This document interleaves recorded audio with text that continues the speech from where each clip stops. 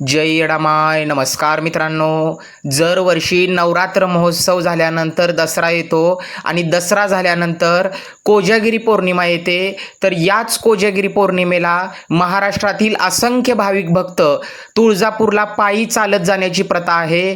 तर ती सोलापूरच्या रूपाभवानी मातेच्या मंदिरापासून ते तुळजापूरला चालत जाण्याची प्रथा आहे. तर हजारो भाविक भक्त या रस्त्यानं जे काय आहे ते अगदी तळमळीनं आईसाहेबांच्या सेवेसाठी पायी चालत जात असतात.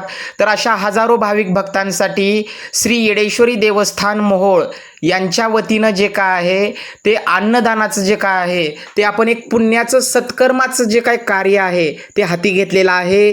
तर दरवर्षी आपण आता 2 वर्ष झालं, हे 3रं वर्ष आहे, आपण दरवर्षी पायी चालत जाणाऱ्या भाविक भक्तांसाठी अन्नदानाचं नियोजन करत असतो.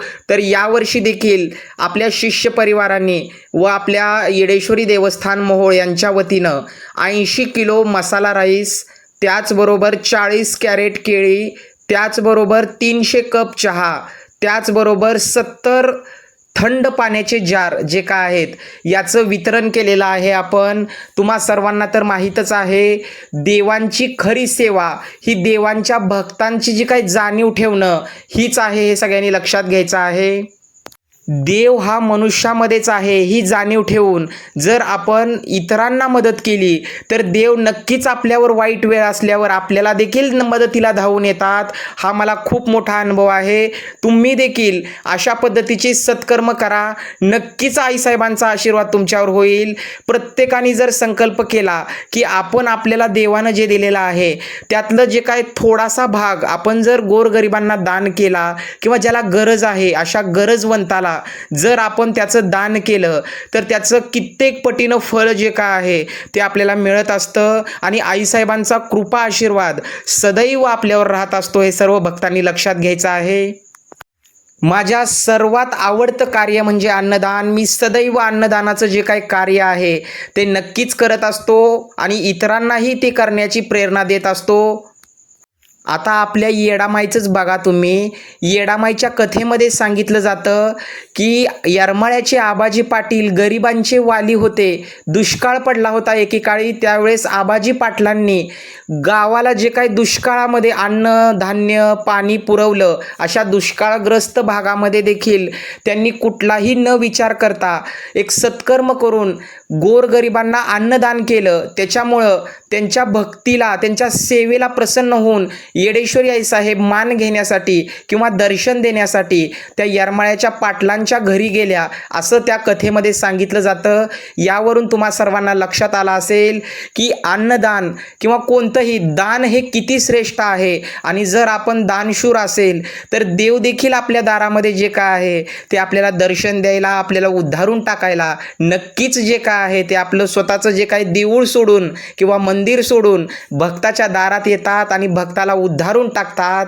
तर हा आनंद खरंच खूप वेगळा आहे. नक्की अन्नदान करून बघा, खूप समाधान मिळतं, खूप मन शांत होतं आणि आनंद जे काय आहे आपला तो द्विगुणित होतो.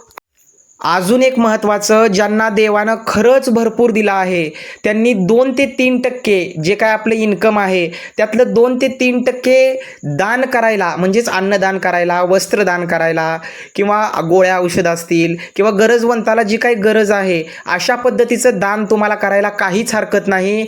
कारण देवानं आपल्याला एवढं दिलेलं आहे त्यातलं 1-2% गेलं म्हणून काही फरक पडत नाही. त्या 1-2% दानाच्या पुण्यानं तुम्ही अजून लाखो % जे काय आहे किंवा लाखो टक्के जे काय आहे ते अजून कमाई करू शकता. तुम्ही 2 हातानं अन्नदान केलं किंवा वस्त्रदान केलं किंवा इतर कोणतंही दान केलं तर देव तुम्हाला 10 हातानं परत देणार आहे. हे सगळ्यांनी लक्षात घ्यायचं आहे. कारण कर्म जे काय आहेत हे कुणालाही चुकत नाहीत. तुम्ही चांगली कर्म केली तर तुम्हाला त्याचे कित्येक पटीनं चांगली फळं मिळणार आहेत आणि तुम्ही वाईट कर्म केली तर तुम्हाला तेवढेच वाईट जे काही परिणाम आहेत ते भोगावे लागणार आहेत.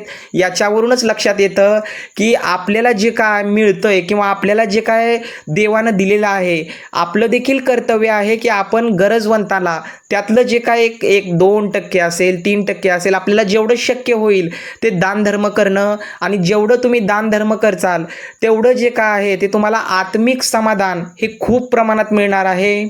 आणि अजून एक महत्त्वाचं तुम्हाला मी आज सांगतो, ते सर्वांनी सदैव लक्षात ठेवा. आपल्या काळजावर कोरून ठेवलं तरी हरकत नाही. कुठलाही देव किंवा कुठलीही देवी देवता जी काय आहे ती तुमचं मन बघते, धन नाही. हे सगळ्यांनी लक्षात घ्यायचं आहे. तुमचं मन शुद्ध असेल, तुम्ही भोळ्या अंतकरणाने अन्नदान करत असाल, वस्त्रदान करत असाल, गरजवंताच्या हाकेला धावून जात असाल, तर आदिमाया आदिशक्ती नक्कीच तुमच्या वाईट वेळेमध्ये तुम्हाला संकटाच्या वेळी धावून येईल. तुमच्या सर्व इच्छा, आकांक्षा, मनोकामना पूर्ण करेल. हे सगळ्यांनी लक्षात घ्यायचं आहे. आपण फक्त दुःखामध्ये देवाला आठवतो, सुखामध्ये देवाला कुठल्याच भाविकाला सुखामध्ये देवाची आठवण होत नाही. पण आपण जर दुःखामध्ये आणि सुखामध्ये दोन्ही वेळेत जर देवाची सदैव चिंतन केलं तर देव देखील आपल्याला ज्यावेळेस वाईट वेळ येईल त्यावेळेस नक्कीच धावून येतात. तर नक्की तुम्ही अनुभव घेऊन बघा. यावर्षी मला खूप भारी वाटलं. आईसाहेबांनी दरवर्षी अशीच माझ्याकडनं सेवा करून घेऊ.